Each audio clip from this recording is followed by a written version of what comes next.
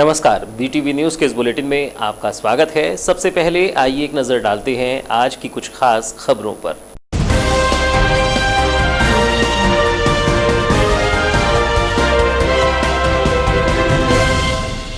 कला से जुड़े कलाकारों को रोजगार देने की कोशिश। संस्कृति विभाग के कलाओं के कलाकारों का करवा रहा है सर्वे। जिले के समस्त विकास खंडों में हो रहा सर्वे। कोरोना काल में कलाकारों का छीना रोजगार।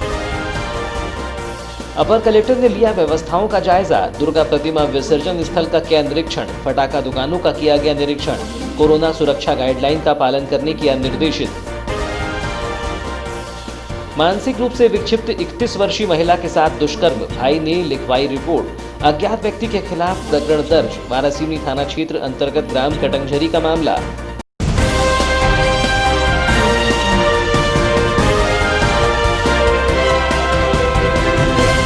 और अब समाचार विस्तार से। कोरोना काल में कला क्षेत्र से जुड़े कलाकार आर्थिक समस्या से जूझ रहे हैं, तो वहीं कई कलाएं विलुप्ति की कगार पर पहुंच गई हैं। साथ ही ऐसी कई लोकल स्तर की कलाएं हैं जिन्हें राज्य व देश स्तर पर पहचान नहीं मिल पाई है। ऐसी कलाओं व कलाकारों को पहचान व रोजगार दिलाने के लिए मध्य प्रदेश शासन संस्कृति विभाग प्रयास कर रहा है। इसके लिए बालाघाट जिले के साथ ही प्रदेश स्तर पर सर्वे कराया जा रहा है और विभिन्न कलाकृतियों के वीडियो व फोटो मंगाए जा रही हैं। पत्रकार वार्ता के माध्यम से नूतन कला निकेतन के अध्यक्ष रूप कुमार बनवाले ने बताया कि बालाघाट जिले के कलाकारों की कलाओं को निखारने और सही मंच देने के लिए भी सर्वे कराया जा रहा है। उन्होंने बताया कि सभी विकास खंडों में जनजातीय और लोक प्रदर्शनकारी कलाओं में नृत्य, गायन, वादन, चित्रकला, शिल्प कलाओं में लकड़ी, पत्थर, मिट्टी, लोहा, घास, बांस, पत्ते, तांबा, पीतल, वस्त्र रंगाई, छपाई, बुनाई, कढ़ाई, कसीदाकारी समेत अन्य शास्त्रीय गायन, वादन, नृत्य, उपशास्त्रीय गायन, वादन, सुगम संगीत, गीत, गजल, भक्ति संगीत और अन्य ललित कलाओं में चित्रकला, मूर्तिकला, नाटक में आधुनिक रंगमंच, लोक नाट्य, एकल, समूह, हास्य एवं अन्य साहित्य में कविता, कहानी, नाटक, गीत, गजल, व्यंग व अन्य खेलों में बाजीगरी, करतब, जादूगरी और अन्य कलाएं विधाएं शामिल हैं। उन्होंने इन कलाओं को नगद राशि देने के साथ ही बेहतर कला मिलने पर अन्य को उस कला को सिखाने के लिए ट्रेनिंग सेंटर समेत अन्य माध्यमों का उपयोग किया जाएगा। जो विलुप्त हो रही थी, बहुत सी ऐसी कला है, बहुत सी ऐसी कशीदाकारी है कि विलुप्त होने की कगार पे आ गई है। उसकी जगह नई नई चीज़ों ने अपना वो स्थान जमा लिया है। तो सरकार का यह है कि इसका संरक्षण और संवर्धन होना चाहिए। तो मध्य प्रदेश में के पूरे जिलों में, जैसे अपने बालाघाट का उदाहरण है, तो बालाघाट जिले के 10 विकास खंड में सर्वे का काम प्रारंभ हुआ है और नूतन कला निकेतन को संस्कृति विभाग ने नोडल बनाया है और हमें ये जवाबदारी सौंपी है कि हम अपने 10 विकास खंड में उन कलाकारों का चयन करें, उन कलाकारों की पहचान करें जो वहाँ पर किसी भी प्रकार का काम कर रहे हों।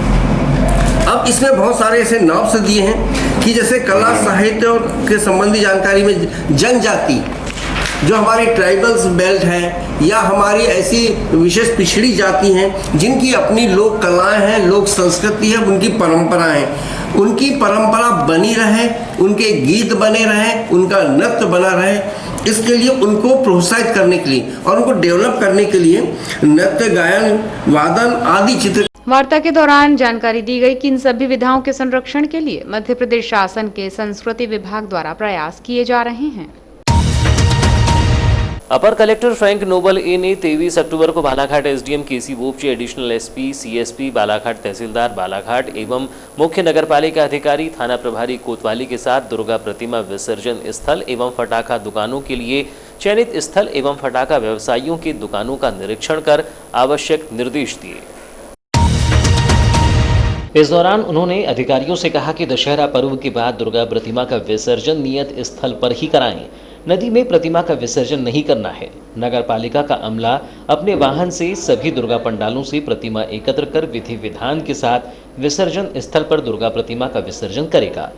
अपर कलेक्टर फ्रैंक नोबल ए ने दीपावली त्योहार के अवसर पर फटाखा दुकानों के लिए चयनित स्थल एवं फटाखा दुकानों का निरीक्षण भी किया और फटाखा विक्रेताओं से कहा कि दुकानों में सुरक्षा के पूरे मापदंडों का अनिवार्य रूप से पालन किया जाए। 2 दुकानों के बीच में निश्चित दूरी एवं सुरक्षा उपायों पर पूरा ध्यान देना है। फटाखा विक्रय के दौरान कोरोना संक्रमण को रोकने के लिए प्रोटोकॉल का पालन भी करना है। वहीं कलेक्टर दीपक आर्य ने जिले में स्थापित दुर्गा पंडालों के व्यवस्थापकों से कहा है कि कोरोना संक्रमण के कारण दुर्गा पंडालों में 100% सोशल डिस्टेंसिंग का पालन एवं मास्क का उपयोग करना सुनिश्चित कराएं तथा शासन द्वारा निर्धारित गाइडलाइन का अक्षरशः पालन करना सुनिश्चित करें। उन्होंने कहा कि दुर्गा उत्सव के अवसर पर भंडारा एवं भीड़ को नियंत्रित किया जाए और कोरोना संक्रमण से बचाव के उपायों की जानकारी आमजन को दें। कलेक्टर आर्य ने दुर्गा उत्सव के अवसर पर मंदिरों एवं दुर्गा पंडालों में जाने वाले श्रद्धालुओं से भी आग्रह किया है कि वे सोशल डिस्टेंसिंग बनाए रखें तथा मास्क लगाना न भूलें। जब तक कोरोना की वैक्सीन नहीं आती है तब तक सामाजिक दूरी एवं मास्क ही इसकी दवा है। इसका पालन करना एवं उपयोग करना न भूलें। हवन के समय भीड़ भाड़ न जोड़ें तथा संक्षिप्त रूप से हवन का कार्यक्रम कराएं, जिसमें सोशल डिस्टेंसिंग व 2 गज की दूरी आवश्यक रूप से बनाए रखें। पुलिस थाना वारासिवनी अंतर्गत ग्राम कटंगझरी निवासी एक युवक द्वारा उसकी 31 वर्षीय बहन के साथ अज्ञात व्यक्ति द्वारा अनैतिक कार्य करने के कारण 4 से 5 माह का गर्भ ठहरने की लिखित शिकायत की गई है, जिसके आधार पर पुलिस ने आरोपी के विरुद्ध धारा 376 के तहत अपराध पंजीबद्ध कर विवेचना में लिया है। पुलिस थाने में की गई लिखित शिकायत अनुसार 31 वर्षीय युवती बचपन से कम दिमाग व मानसिक रूप से कमजोर थी, लेकिन उसकी शादी कर दी गई थी, किंतु बाद में उसके पति ने उसे छोड़ दिया तो वह अपने भाई के साथ उसके घर में रहती थी। 2 वर्ष पूर्व 2018 में उसकी बड़ी बहन उसे अपने साथ लेकर कोलबतूर टोला ग्राम पंचायत चिखला चली गई थी। लगभग 4 से 5 माह पूर्व ही उसका भाई उसे अपनी बड़ी बहन के ग्राम कोलबतूर से लेकर कटंगझरी आया था। 2 दिन पूर्व अचानक सुचित की पत्नी की नज़र उसकी बहन पर गई तो उसे लगा कि वह गर्भवती है, जिस पर उसने अपने पति को बताया तो पति ने गांव के डॉक्टर को दिखाया। तब पता चला कि बहन को 4 से 5 माह का गर्भ है। जब उन्होंने बहन से इस बारे में पूछा तो वह कुछ भी नहीं बता पाई, जिसके बाद उसके भाई सुचित द्वारा पुलिस थाने में शिकायत दर्ज कराई गई है, जिसके आधार पर अज्ञात व्यक्ति के खिलाफ पुलिस ने प्रकरण दर्ज कर मामला जाँच में लिया है। वहीं पीड़िता महिला के बयान जेएमएफसी न्यायालय वारासिवनी के समक्ष दर्ज करवाए गए हैं। फिलहाल पुलिस इस मामले में जांच कर रही है।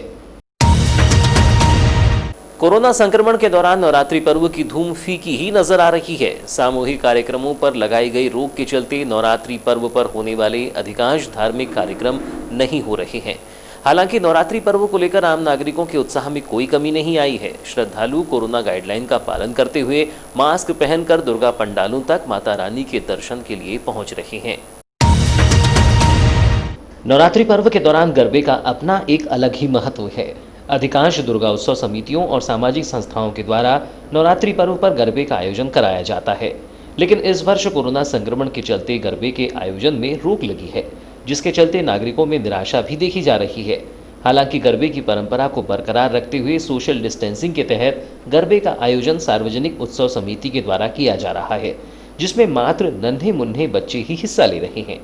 नगर के बस स्टैंड में विराजित मां सिंहवाहिनी दुर्गा उत्सव समिति के द्वारा 22 अक्टूबर की रात्रि में दुर्गा पंडाल के सामने ही गरबे का आयोजन किया गया, जिसमें महज 7 बच्चों ने हिस्सा लिया, जिन्होंने माता रानी के गीतों की धुन पर गरबा करते हुए सभी को मंत्रमुग्ध कर दिया।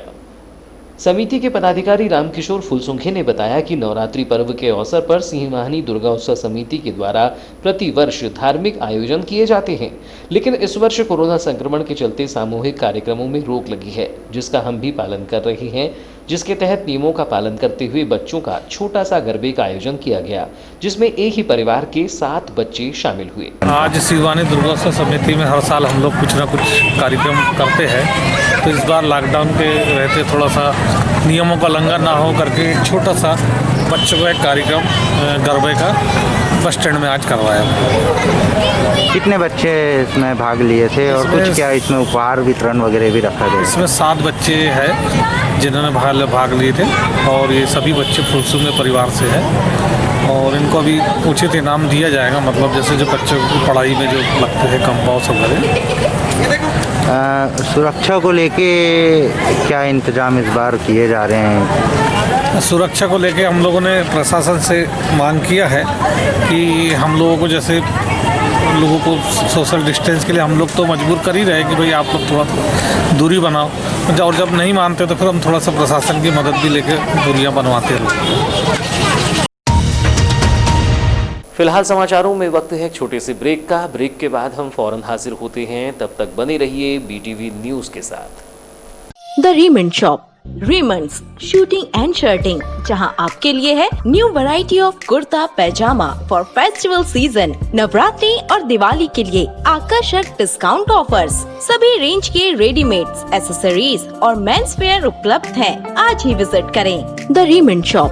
शर्ट्स, ट्राउजर जो आपके व्यक्तित्व को निखारे, शूटिंग एंड शर्टिंग एवं exclusive suit length and sherwani cloth, Raymond suits, designer suits की संपूर्ण रेंज उच्चतम गुणवत्ता के साथ बिल्कुल किफायती दामों पर उपलब्ध है। बेल्ट, टाई, कफलिंग्स एक्सेट्रा आपके फिजिक के अनुसार कपड़ों की सिलाई एवं डिजाइनिंग भी की जाती है। मनाइए जिंदगी का जश्न हर पल रेमंड के संग। तो अब सोच क्या रहे हैं, फौरन चले आइए, हमारे शोरूम में आपका स्वागत है। नई साज सज्जा के साथ आधुनिक कपड़ों का भव्य शोरूम, खास वही जो हर पल को खास बनाए।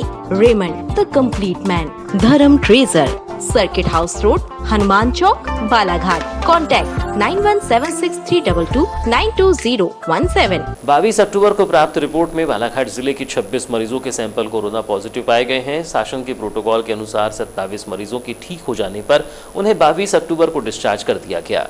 इस प्रकार बालाघाट जिले में अब तक कुल 1896 मरीज कोरोना पॉजिटिव पाए जा चुके हैं। इनमें से 1592 मरीज शासन के प्रोटोकॉल के अनुसार ठीक होकर अपने घर जा चुके हैं। 282 मरीजों का उपचार किया जा रहा है। 12 मरीजों को उपचार के लिए मेडिकल कॉलेज छिंदवाड़ा रेफर किया गया है और 10 मरीजों की मृत्यु हो चुकी है।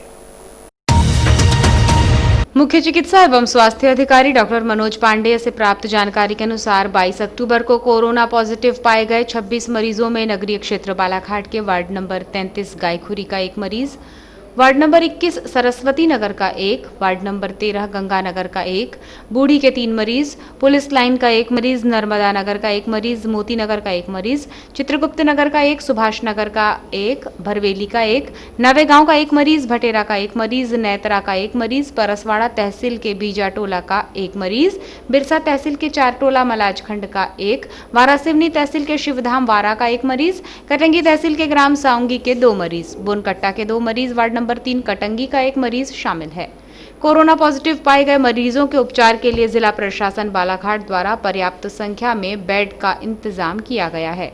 कोविड सेंटर गोंगलई, बालाघाट, बैहर और लांजी में 575 बेड और ITI के पीछे बूढ़ी बालाघाट में बनाए गए कोविड अस्पताल में ऑक्सीजन सुविधा युक्त 105 बेड का इंतजाम किया गया है। 23 अक्टूबर को दोपहर 12 बजे की स्थिति में कोविड केयर सेंटर में 575 में से 95 बेड मरीजों से भरे हैं। 182 मरीजों को होम आइसोलेशन में भर्ती रखा गया है। कोरोना पॉजिटिव 776 मरीजों को आरोग्य का सायम काढ़ा दिया जा रहा है। कोरोना जांच के लिए बालाघाट जिले से 32,903 सैंपल भेजे जा चुके हैं। इनमें से 29,802 सैंपल की रिपोर्ट कोरोना नेगेटिव आई है। वारासिवनी नगर के स्थानीय दीनदयाल चौक पर शुक्रवार की दोपहर प्रशासन द्वारा बिना मास्क के वाहन चला रहे लोगों पर चालानी कार्रवाई करते हुए जुर्माना वसूला गया। रोको टोको अभियान के तहत की गई कार्रवाई के दौरान SDM संदीप सिंह, तहसीलदार राजेंद्र टेकाम, थाना प्रभारी नीरज मेड़ा, नगर पालिका CMO राधेश्याम चौधरी के नेतृत्व में लगभग 247 लोगों पर चालानी कार्रवाई करते हुए लगभग 24,700 रुपये का जुर्माना राशि वसूल की गई। इस चालानी कार्यवाही के दौरान जिन वाहन चालकों ने मास्क नहीं पहने हुए थे उन वाहन चालकों को नगर पालिका परिषद की ओर से मास्क भी प्रदान किए गए और मास्क पहनने की हिदायत भी दी गई। आश्चर्यजनक बात यह रही कि ये कार्यवाही सिर्फ मास्क नहीं पहनने पर चालानी कार्यवाही तक ही सिमटी रही, जबकि वाहन चालक मोटर व्हीकल एक्ट के नियमों का भी उल्लंघन कर रहे थे। मोटरसाइकिल पर 3-3 लोग बैठकर सवारी कर रहे थे, लेकिन उन पर कोई कार्यवाही नहीं की गई। इस कोरोना काल में वाहनों की उपलब्धता नहीं होने के कारण लोग मोटरसाइकिलों पर 3-3, 4-4 की सवारी कर रहे हैं, जिसकी अनदेखी परिवहन विभाग के साथ ही पुलिस विभाग भी कर रहा है। गौरतलब है कि पिछले कुछ दिनों से वारासिवनी सहित आसपास के ग्रामीण इलाकों में कोरोना संक्रमण के कारण मरीजों के बढ़ते आंकड़ों से प्रशासन बेहद सतर्क हो गया है। नवरात्र और दशहरा पर्व के चलते बाजार में उमड़ रही भीड़, कोरोना संक्रमण के फैलने की संभावना को देखते हुए प्रशासन द्वारा नियमित तौर पर मास्क न पहनने वालों के खिलाफ कार्यवाही प्रारंभ की गई है। अब देखना यह है कि ये कार्यवाही कितने दिनों तक चलती है। एसडीएम संदीप सिंह ने कहा है कि आगामी समय में बिना मास्क पहने दुकानदारों पर भी कार्यवाही की जाएगी। शहर सहित ग्रामीण इलाकों में भी कोरोना की कोई दहशत नजर नहीं आ रही है। लोग बेफिक्र होकर बिना मास्क के शहर और गांव में घूम रहे हैं और कोविड-19 के नियमों का पालन मात्र कुछ ही स्थानों पर कर रहे हैं। और सबसे ज़्यादा खतरा बिना मास्क लगाने वालों को, जी हाँ, तो उसी के तहत में जो है प्रशासनिक कार्रवाई की जा रही है और जिन लोगों के पास में मास्क नहीं है उनको मास्क लगवाए जा रहे हैं और उनसे जो है जुर्माना की राशि वसूल की जा रही है। जी, ये विशेष कोई कार्यक्रम चलाया जा रहा है जिले भर में कि सिर्फ तहसील भर में? हाँ, जिले में चलाया जा रहा है ये कार्यक्रम। किसके आदेश से सर? कलेक्टर महोदय के आदेश अनुसार ये कार्रवाई की जा रही है। सर, चालान की कितनी राशि वसूली जा रही है? चालान की राशि 100 रुपये वसूली जा रही है। प्रधानमंत्री आवास योजना में बगैर क्रम के आवास आवंटित करने के मामले में जिला पंचायत सीईओ ने आमगांव पंचायत के सचिव को निलंबित कर दिया है। जानकारी के अनुसार ग्राम आमगांव के ही एक ग्रामीण ने मामले की शिकायत की थी, जिसकी जांच भी कराई गई थी।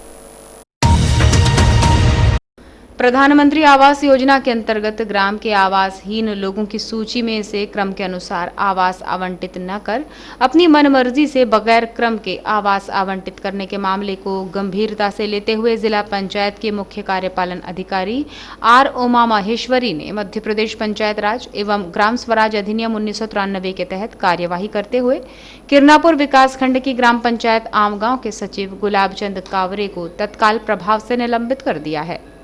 निलंबन अवधि में उसका मुख्यालय कार्यालय जनपद पंचायत किरनापुर में रखा गया है।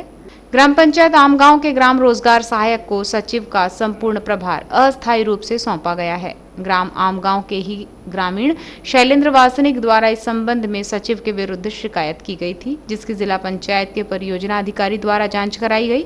शिकायतकर्ता के समक्ष कराई गई जांच में तथ्य सही पाए जाने पर सचिव के विरुद्ध निलंबन की कार्यवाही की गई है। ग्रामीण थाना अंतर्गत ग्राम आमगांव के कौड़िया टोला में खेत से लगे जंगल से खेत की ओर आने वाले जंगली सुअर का शिकार करने बिछाए गए करंट की चपेट में आए 50 वर्षीय वृद्ध की करंट के झुलसने के बाद उसे उपचारार्थ जिला चिकित्सालय में भर्ती कराया गया, जिसकी हालत स्थिर बनी हुई है। प्राप्त जानकारी के अनुसार वृद्ध चैनलाल उइके के खेत में धान की फसल लगी है। चूंकि जंगल के पास खेत होने से उसके खेत में जंगली सुअर घुसकर फसल को खराब कर देते हैं, जिसके चलते बीते 22 अक्टूबर की रात लगभग 11 बजे वो खेत में आने वाले जंगली सुअर को भगाने खेत गया था। इस दौरान ही वो किसी अज्ञात व्यक्तियों द्वारा जंगल से खेत की ओर आने वाले जंगली सुअर का शिकार करने बिछाए गए करंट की चपेट में आ गया। बिजली के करंट से वृद्ध के कंधे के पास शरीर का भाग, दाहिने हाथ की कोहनी, गाल और मुंह झुलस गया, जिसकी जानकारी मिलने के बाद परिजनों ने उसे बीती रात एम्बुलेंस से उपचार के लिए जिला चिकित्सालय लाया, जहां भर्ती कराकर उसका उपचार किया जा रहा है। और अब अंत में चलते चलते आइए एक नजर डालते हैं आज की कुछ खास खबरों पर।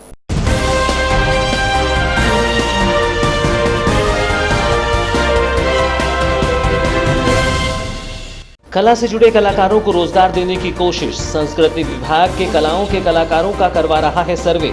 जिले के समस्त विकास खंडों में हो रहा सर्वे। कोरोना काल में कलाकारों का छीना रोजगार। अपर कलेक्टर ने लिया व्यवस्थाओं का जायजा। दुर्गा प्रतिमा विसर्जन स्थल का किया निरीक्षण। फटाखा दुकानों का किया गया निरीक्षण। कोरोना सुरक्षा गाइडलाइन का पालन करने किया निर्देशित। मानसिक रूप से विक्षिप्त 31 वर्षीय महिला के साथ दुष्कर्म, भाई ने लिखवाई रिपोर्ट। अज्ञात व्यक्ति के खिलाफ प्रकरण दर्ज। वारासिवनी थाना क्षेत्र अंतर्गत ग्राम कटंगझरी का मामला।